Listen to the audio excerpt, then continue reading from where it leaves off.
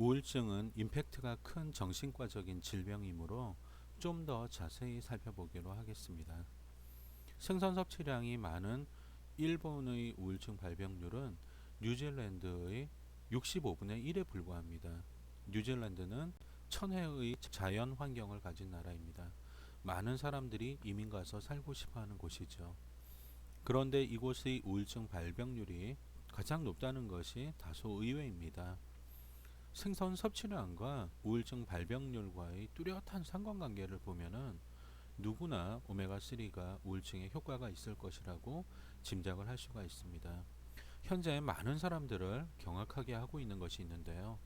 우울증 발병률이 가파르게 상승하고 있다는 것입니다.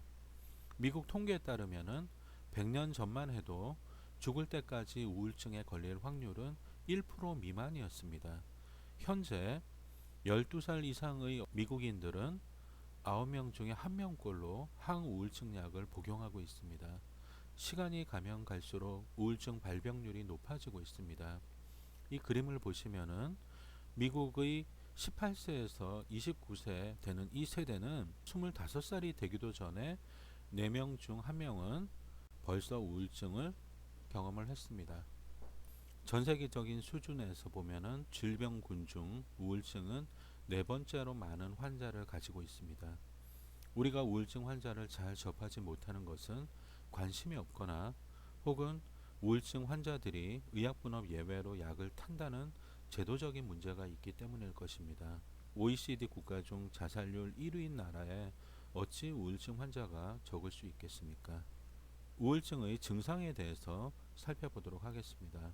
스테판 일랄디 교수의 더 디프레션 큐어라고 하는 책에서 나온 설명법이 우울증이 어떤 질병인지를 잘 설명하고 있다고 생각해서 이 설명법을 차용해 보도록 하겠습니다. 우울증은 약탈자입니다. 우울증 환자로부터 삶의 기쁨, 에너지, 집중할 수 있는 능력, 수면, 성욕, 식욕 이런 것들을 다 빼앗아 버립니다.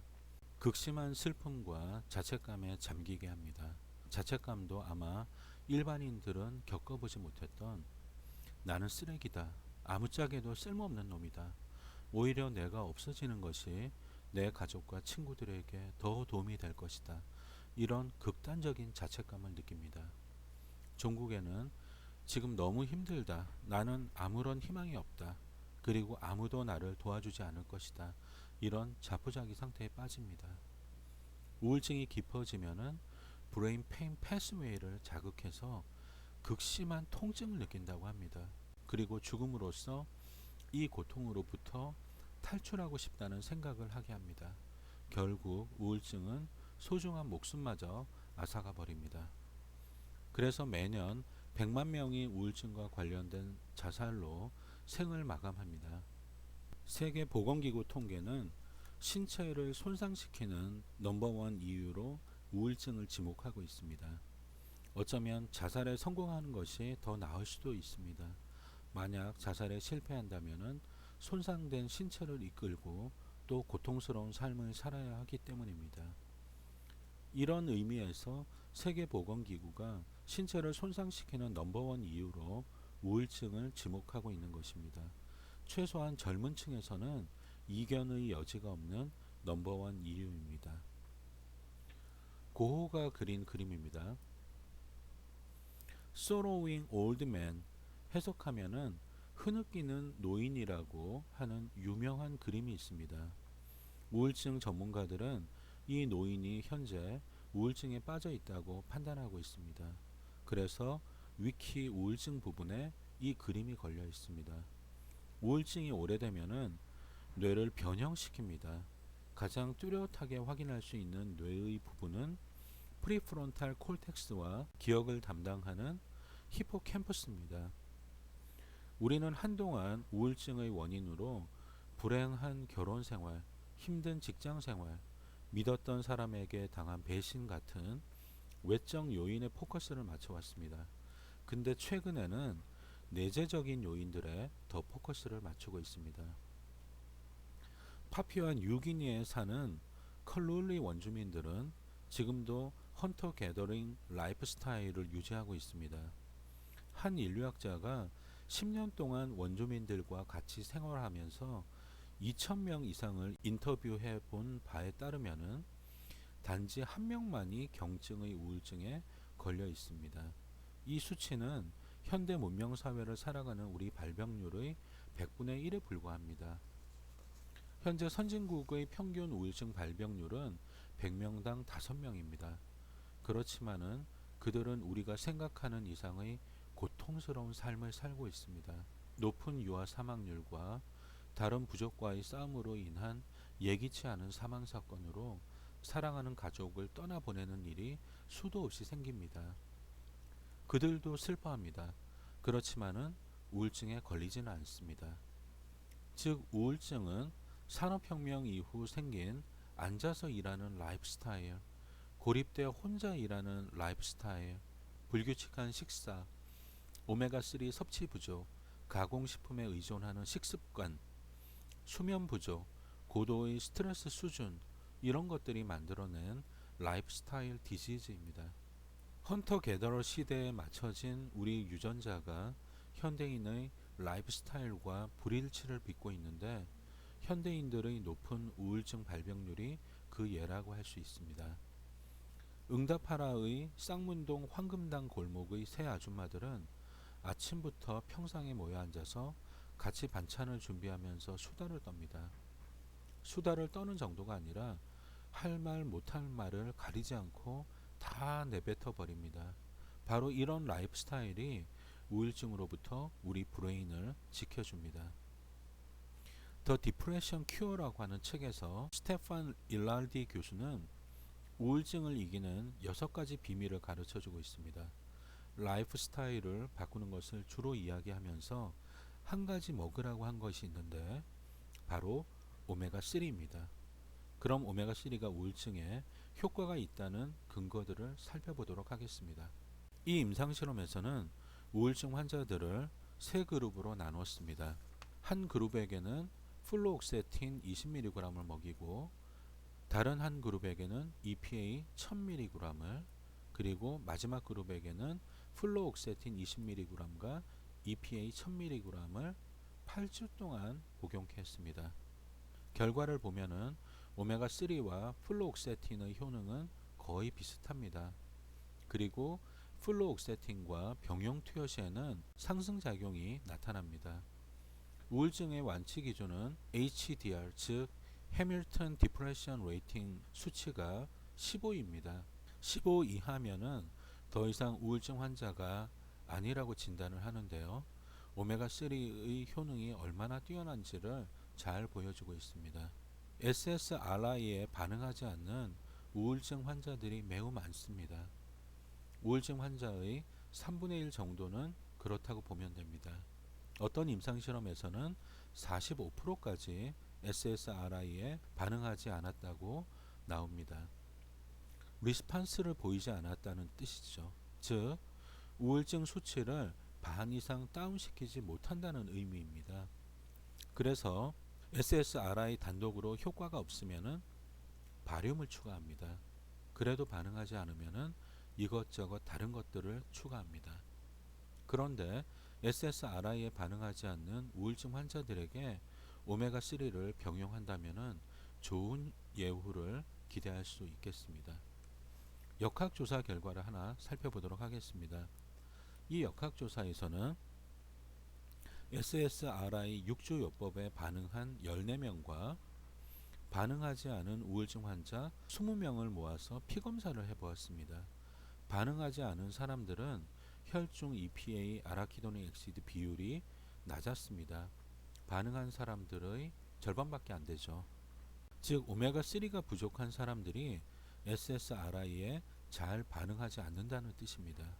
또한 이 사람들은 염증성 사이토카인 혈중 농도가 높았습니다. 이러니 오메가3와 SSRI를 같이 먹이라는 것입니다.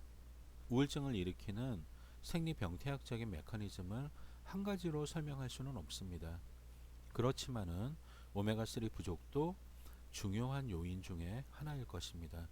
오메가3가 부족해지면은 첫째, 세로토닌 시스템이 원활하게 작동하지 않습니다.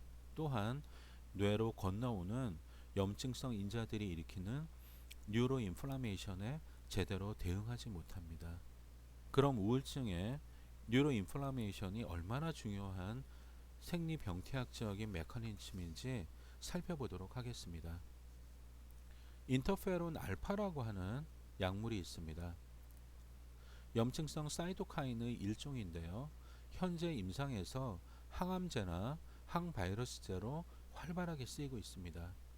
매일 혹은 일주일에 서너 번 IVIMSC 주사의 형태로 환자에게 투여합니다.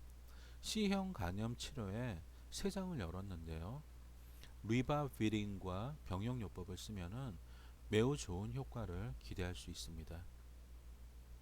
인터페론 알파의 가장 중요한 문제는 거의 대부분의 환자에게서 시크니스 비헤이비어가 나타난다는 것입니다.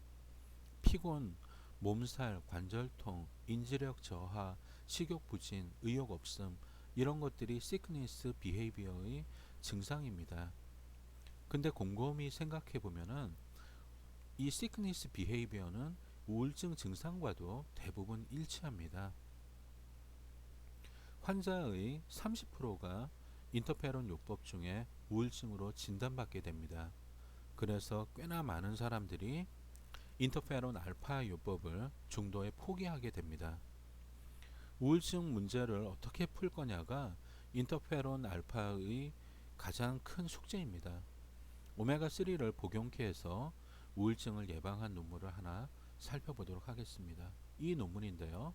이 임상실험을 하기 전에 인터페론 알파 요법 중에 오메가3가 부족한 사람들이 우울증에 많이 걸렸다는 역학조사 결과가 있었습니다.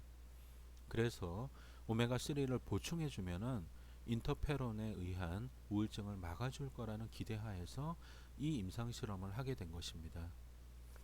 인터페론 요법에 들어간 C형 간염 환자 162명을 세 그룹으로 나눠서 DHA, EPA 혹은 가짜약을 복용했습니다.